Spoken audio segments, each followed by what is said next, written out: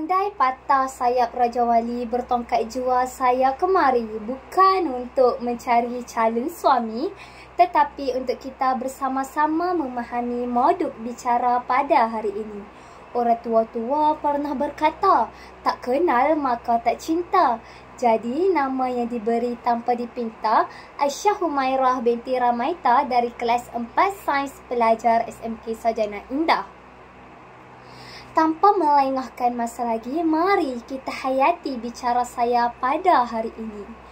Buku yang bertajuk You Will Never Walk Alone, karya Nick Alia Hayati, yang dicetak pada tahun 2020 dan mengandungi 135 muka surat, merupakan salah satu buku kegemaran saya. Buku ini banyak memberikan iktibar kepada saya untuk terus menjalani kehidupan. Antara iktibar yang saya dapat melalui buku ini ialah kita hendaklah belajar dengan bersungguh-sungguh meskipun kita berasa penat. Hal ini kerana kita hanya penat seketika sahaja, namun kita akan berbahagia di kemudian hari.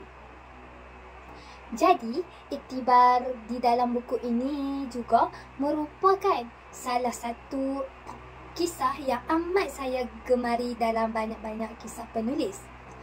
Di mana kisahnya apabila penulis berasa amat kecewa dan beliau menangis semahu-mahunya kerana beliau berasa sedih dengan keputusan PMR dan juga beliau berasa amat menyesal kerana telah mengendahkan nasihat yang telah diberikan oleh ibu bapanya.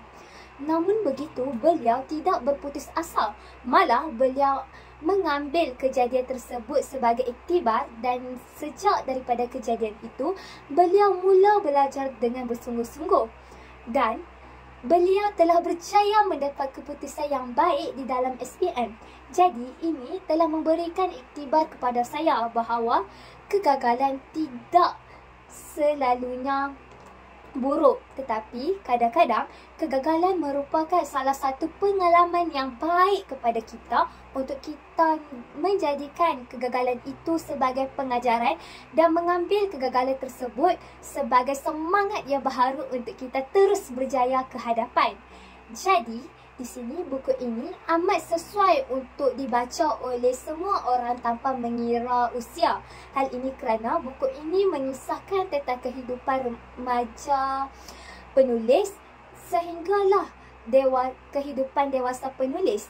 Jadi di sini kita sebagai remaja memang sesuai untuk membaca buku ini kerana banyak pengajaran dan juga kisah-kisah penulis yang boleh diambil sebagai iktibar.